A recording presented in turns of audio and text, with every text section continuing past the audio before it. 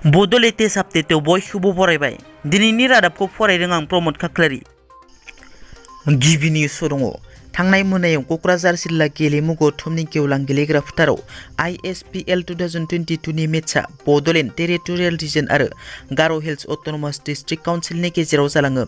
बे जालांनाय मेचआव बड'लेण्ड टेरिटरियेल रिजनआ 5 गल सोनो हायो आरो गार' हिल्स अट'नमास डिस्ट्रिक्ट काउन्सिलआ 2 गल सोनो हायो, जेराव बड'लेण्ड टेरिटरियेल रिजनआ 3 गलनि फारागथियाव मेचखौ देरहानो हायो।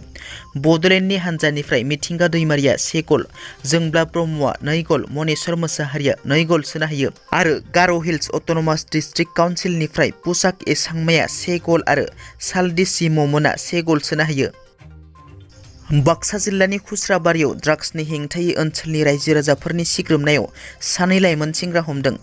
ड्राग्स एडिक्टेड 2 लाइमोन सेंग्राखौ गबरथाना पुलिसनो गथायनानै होयो रायजो राजाफोरा।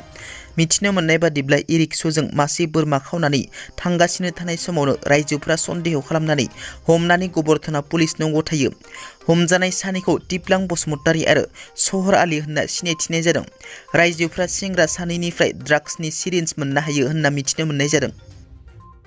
हर गेजेराव क'क्राझार पुलिसनि गोख्रों एक्सन। थांनाय हर गेजेराव सासे बर' मावख'गिरिया हमजादों आरो बिथांनिफ्राय नोगोद 36 लाख रां बोखांनो हायो पुलिसआ।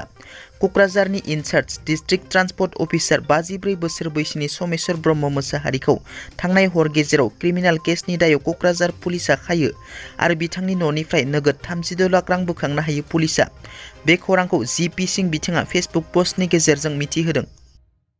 मैया NLP आफादा उदालगुरिनि सनायाव थानाय NLPनि डिजेनेटेड केम्पआव आफादनि नैथि गायसनथाइ सान फालिनाय हाबाफारियाव बारग' NDPD हारिमु बिथाङा बाहागो लानानै गोख्रों बिबुंथि लाखियो। 2020 मायथाइनि 27 जानुवारियाव जालांनाय गोरोबथाखौ गोजोननाय गैयै थामहिनबा बर' हारिया फिन खनसेबाव थगायजाबावनायखौ नुनानै NLPआ आरोबाव सानफिननानै हाग्रायाव थांफिननानै आखायाव हाथियार लादों। मोनसे हारिया गुबुन हारिजों नासयजाब्ला, सोबख'जाब्ला, गादबजाब्ला बे हारिया बिग्रायखांनानै आखायाव हाथियार लानानै दावहा नांनो जुजियो। लोगोसे रन्जन दैमारिनि सायावबो बिथाङा बुङो दि रन्जन दैमारिखौ उदां खालामनोब्ला बर' हारिया रन्जन दैमारिनि मुङाव खौसे जानो नांगोन आरो जोङो नांसोमबावनांगोन, जुजिनांगोन आरो सरकारखौ नारसिननांगोन। फैगौ समाव जोङो रन्जन दैमारि आरो जोबथेसालियाव थानाय बारग' NDP बिथांमोनखौ उदां खालामनायनि खामानिखौ मावलांगोन आरो बैखिनि समाव जुदि सरकारा दाबिखौ खोनासङाब्ला चिरकालनि थाखाय BTC आरो आसामखौ बन्द फोसावनो बाध्य जानो हागौ होनना दि हारिमु बिथाङा गोख्रों बुंथियो। बनसुनि उनाव आरोबाव आलादा रायजो बड'लेण्ड दाबिखौ लानानै सोमावसारनो थियारि। फैगौ 2023 मायथाइनिफ्राय अल बड' एक्स भलुन्टियार्स फर्सआ आलादा रायजो बड'लेण्ड दाबिखौ लानानै गोख्रों सोमावसारगोन होनना बलदेब मोसाहारि बिथाङा बुंथिदों। मैया बाक्सा जिल्लानि नरयनपुराव बाक्सा जिल्ला अल बड' एक्स भलुन्टियार्स फर्स सुंद'यै PF नि सावराय जथुमाया जालाङो।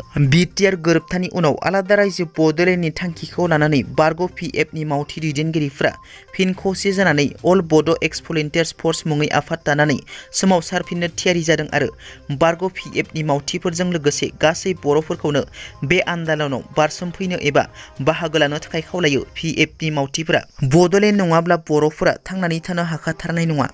बर' जाथिया धंसनि लामायाव। बे आफादा राजखान्थिनि हान्जा नङा, रावजोंबो सोनारा, बियो उदां हान्जा। बेनिखायनो UPPL नि मावथि हान्जायानो जा, BPF नि मावथि हान्जायानो जा, एबसु नि मावथि हान्जायानो जा, गासैखौबो जाहाथे अल बड' एक्स भलुन्टियार्स फर्सनि आलादा रायजो बड'लेण्ड दाबिनायाव हेफाजाब होफैनो खावलायो बाक्सा जिल्ला अल बड' एक्स भलुन्टियार्स फर्सनि आफादगिरि बिथाङा। सानमा ब्रह्म आरो रंगिला दैमारिनि उनाव वुसु गेलेमु बादायनायाव गुबुन सासे बर'नि फिसाया मेडेल मोननो हादों। गुजरातआव खुंजानाय 36थि नेशनेल गेम्सआव रामु दैमारिया ब्रन्ज मेडेल मोननो हादों। कार्बि आंलं जिल्लानि सरपदमनि आर्मि सार्भिस मावनाय रामु दैमारिया वुसु गेलेमु बादायनायाव ब्रन्ज मेडेल मोननो हानानै हारियाव गोग्गानाय लाबोनो हादों। दिनैनि रादाबा एसेनोसै। नोंथांमोना जुदि आंनि चेनेलखौ दासिमबो साबस्क्राइब खालामाखै, अन्नानै साबस्क्राइब खालाम। गोजोन्थों।